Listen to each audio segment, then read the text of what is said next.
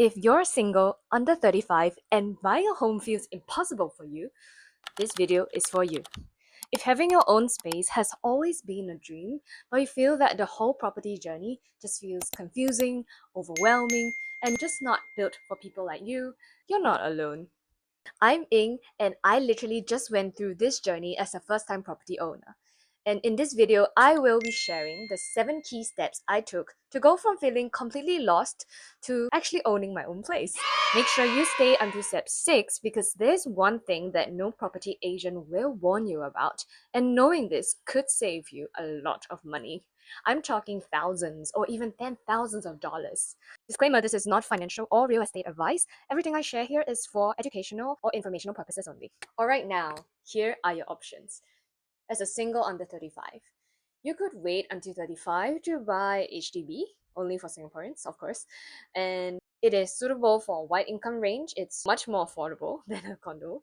It makes sense if you already have a place to stay right now. For example, if you're currently staying with your parents, and this allows you to save more aggressively until you turn 35. On the flip side, it's not so good because it's only for Singaporeans and you have to wait for years. Imagine now if you're only 26 years old, 35 is 9 years away. Do you really want to wait that long before you get your own space? Finally, the value of security is actually pretty low here relatively in Singapore because I do think that we are quite a safe country. Alright, so your second option will be to buy a new launch condo. This is actually a much more manageable option in terms of cash upfront, as the down payment can be paid in parts due to the progressive payment scheme. This is where the majority of the down payments are paid as construction milestones are reached. In addition, they are also of higher investment potential, and you also get to enjoy newer facilities when they are ready.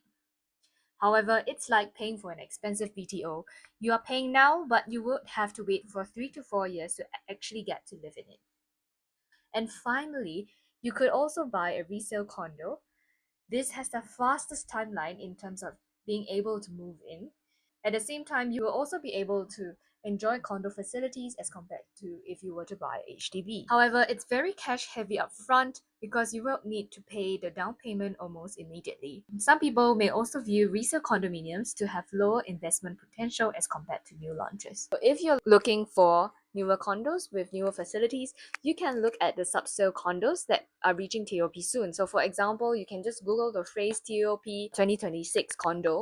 You'll be able to find condominiums that are in mint condition because they are just recently be built or will be completed in 2026, and you'll be able to move in at a resale condo speed. So personally, I chose to go with a resale condo because the ability to move out as soon as possible was paramount to me. So, but don't worry, if you're not looking for resale condo, you're looking for new launch or you're looking for resale HDB, the rest of this video is still applicable to you. Step 2 would be to determine your property budget. This is actually one of the most important questions in your entire property journey. Your property budget determines everything, and very practically, it is the number that you key into Property Guru's maximum price filter so that you can see the homes that you can actually afford. When you're thinking about your budget, you need to be comfortable with two things. First, an upfront cost, as well as the recurring monthly costs. So when we're looking at the upfront costs, this includes the down payment, the legal fees, valuation fees, buyer stamp duty, additional buyer stamp duty. Do note that ABSD is only for PRs, foreigners, as well as Singaporeans who are buying a second property.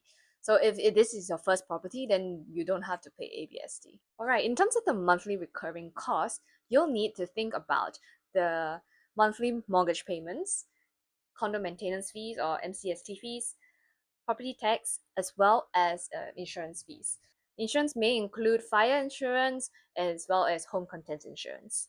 You'll need to be able to afford both comfortably and not just on paper. Now, if you're not sure how to calculate this, don't guess. I've made a separate, more detailed video that walks you through the numbers step by step, so you can figure out your exact property budget without feeling lost or overwhelmed. And I have actually linked that in the description below, so do check that out. So step 3 would be to start on your property search with your property budget in mind. This is where the budget number that you have come up with earlier finally becomes useful. Once you know your budget, your property search stops becoming overwhelmed and starts becoming more focused. Instead of scrolling endlessly and falling in love with homes that you can no longer afford, you're now actually looking at what is realistically within reach for you. Now, let's address the very important question. Should you hire an agent? If you're a first time buyer, I'll highly recommend engaging one. A good agent actually helps you make the entire process run more smoothly, from arranging viewings to negotiating on your behalf to handling all the paperwork right until completion. And for my fellow introverts, this also means that you wouldn't have to personally message every single selling agent whenever you find a property that you want to view on Property Guru, because your agent will be there to do it for you. As a buyer, you typically do not need to pay agent fees because the buyer agents usually will share commission with the seller agents. However, there are rare cases where the seller agent might refuse to co-broke and you may need to pay an additional fee.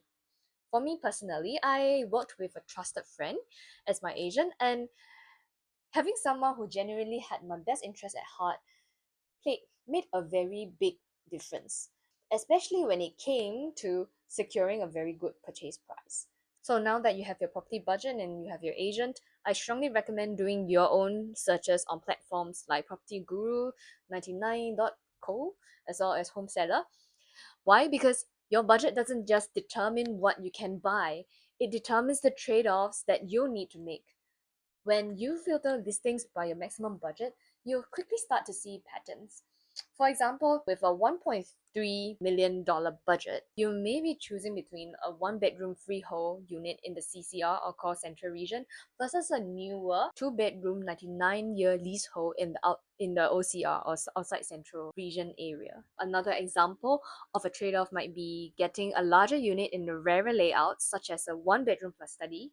Look at this beautiful layout. It has everything that you might need as a single person. But do accept that when you get a bigger unit like this, it may be harder to sell due to fewer past transactions. A similar unit that is one bedroom plus study was also sold last in October 2020.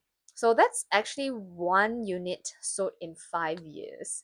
And you can see that because I'm on page 5, for 21 bidders sold over the last 5 years for this particular development, only one of this type of the one bidder was sold. Finally, you might be also be able to trade off between a newer development with nicer, better maintained facilities at a higher price per square foot versus an older development that is more affordable but with the facilities that may look a little bit older. So now that you know the budget and the type of homes it realistically opens up for you, it's time to start shortlisting properties for viewing. Your agent can definitely help with this, but the clearer you are about what you want, the fewer unnecessary viewings you need to go for. And trust me, that saves a lot of time, a lot of energy, and emotional bandwidth. But even though I think that physical viewings are quite exhausting and quite tiring to do, I really want to emphasize this, that the physical viewings are non-negotiable. You have to do them. For me, the moment I step into a potential home, I can almost immediately feel whether I could see myself living in that space. There is a certain energy, a certain vibe that the space has, and it's very hard to explain, but you know it when you feel it. Think about it, sometimes when you walk into a cafe or a library that instantly feels welcoming, you can already imagine spending hours there. Home viewings are just the same.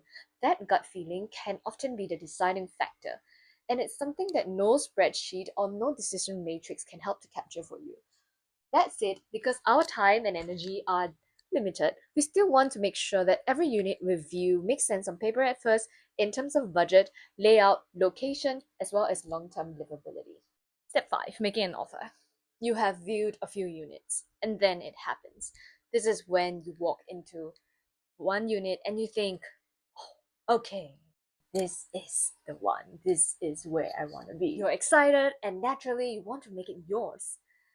This is where your agent will be leading the negotiation process.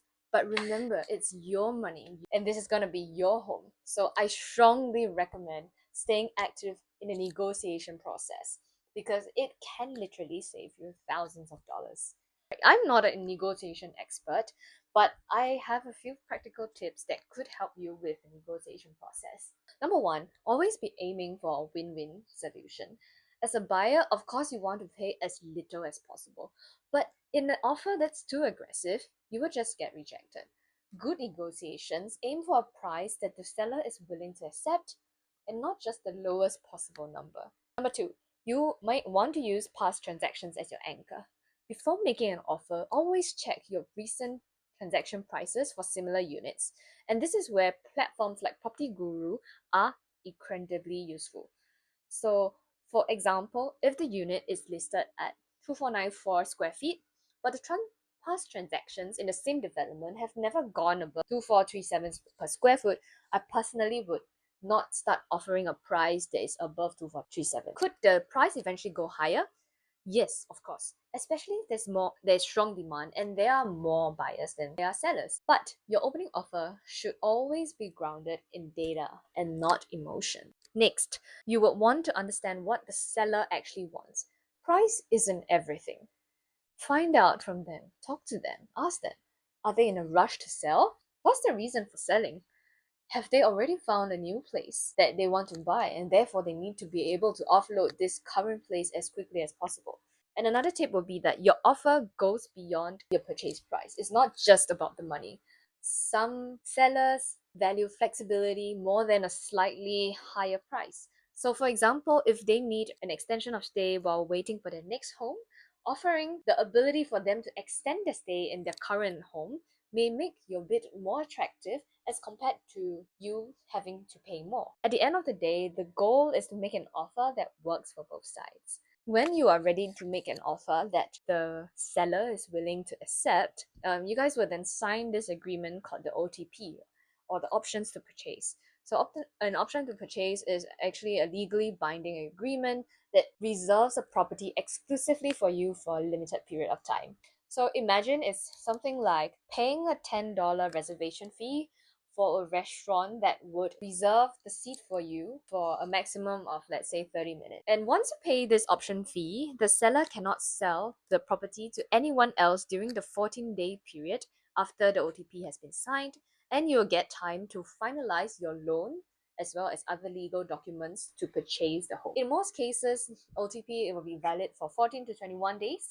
And if you do manage to exercise it, then the purchase will proceed. And if you let it lapse, you will not be able to proceed with the purchase and the option fee would be forfeited. Alright, and next, completing the purchase process. Here's the one thing that nobody really tells you. The moment you sign the option to purchase, it starts the timer for you and your agent to organize the rest of the property purchase. And the next 14 days can be surprisingly intense, busy, overwhelming, and mentally draining. During this short window, you'll need to decide on, firstly, securing your home financing. You'll need to decide on which bank and which loan package to take. This first point is huge. Your agent likely would be emphasizing this much, but choosing the correct loan package can really mean thousands of dollars in savings over time. Let's do the math. If the home purchase price is $1.5 million, then the loan amount, assuming a loan to value ratio of 75%, that would be $1.125 million. And okay, let's say you have two banks, Bank A and Bank B. Bank A is offering you a fixed rate of 1.6%, while Bank B is offering you a fixed rate of 1.55%. Of course, this looks really small, right? Difference in the interest rate is just 0.5%. And assuming that interest is paid annually on the principal amount, in just over the first year of the loan, the difference in interest paid would then amount to $562. This is just in the first year only. Imagine the difference if this is over a 30-year loan tenure. So actually, there are other loan-related considerations. For example, you need to decide between fixed and floating rates. So fixed rate means that the interest rate that you are paying on the principal amount of the loan would be fixed throughout the loan repayment period. For floating, it means that the interest rate that you'll be paying actually depends on the current interest rate conditions. So if the current interest rates are low, you pay a lower rate.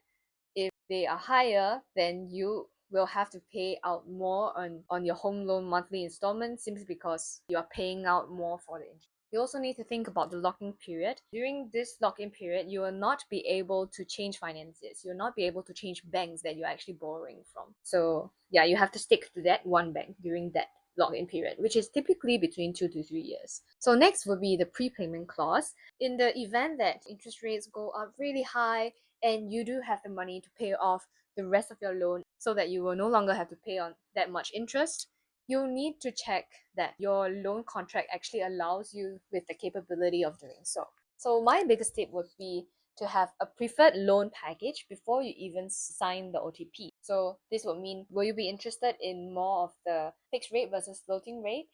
And whether you need any prepayment clauses written into your contract. This massively reduces the decision fatigue when everything would hit you at once. So if you need help, you can consider engaging a mortgage broker. What a mortgage broker does is they compare rates across multiple banks and they secure better deals for you. This is because they deal with large volumes of customers and they have specific relationships with the bankers of each individual bank such that they will be able to offer you a lower rate as compared to if you just ask by yourself. Of course, if you go directly to a banker, it is still possible, but you will need to negotiate harder since their commission is actually tied to the loan spread. And just a small piece of information for you to sit with. If you take a loan from a banker that is recommended by your property agent, the agent usually receives around 0.1% of the loan amount. So do whatever you want with the information. Right. Within this 14 days, you will also need to conduct the settlement paperwork. This means that you'll need to physically go down to a law firm to process the conveyance. And what a conveyance is actually the legal transfer of property from one person to another. The third key thing you need to do during the 14-day rush would be to disperse the necessary funds. This means that you need to pay out large amounts of money, and these are usually arranged via check or cashier's orders. And if you're Gen Z or like a very young millennial, you'll never use these options before, so it will be quite troublesome to arrange. And now I'll share the 3 key things that I wish people would have told me about buying a house. Firstly, decision fatigue is real. Buying a house isn't just one big decision, it is dozens of small ones made back to back. And because this is such a high stakes purchase, the fear of making a wrong call can be very mentally exhausting. You'll be thinking over your choices over and over again. And this process can be especially tough if you're already in the busy stage of your life. So if you're thinking about buying a home, my honest advice is this. Make sure you're ready to invest not just money, but also your time and energy into this process. And next, my second point would be that finances are more complicated than they look. The finances of purchasing and owning a home are so complex. It is a lot. It is not just about whether you can afford the purchase price, it is about understanding all the hidden costs. How will your lifestyle change? And whether your budget is actually sustainable in the long term. As a single buyer, this part actually stressed me out the most. Without a partner to share the cost with, the math felt especially intimidating.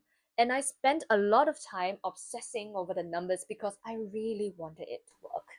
If you want a clearer picture of how much owning a home would truly cost for you, both upfront as well as monthly and over time, I have linked a separate video below where I break the finances down step by step. Lastly, negotiation is key. Buying a house isn't just like ordering a kopi o kosong at the coffee shop downstairs. Bargaining here can actually make a 5-figure difference. To get the best value for your money, you almost always need to negotiate on the purchase price, as well as the loan package you eventually want to take. And while all this can feel uncomfortable at first, it's a skill that really pays off in this process. And so that's it. If you found this video to be helpful, do give this video a thumbs up. It really helps to support a growing channel like this one. I'll love to hear about your experience with home buying, so do comment below on your journey or share any additional tips that you may have for other home buyers like yourself. If not, I'll see you in the next one. Bye!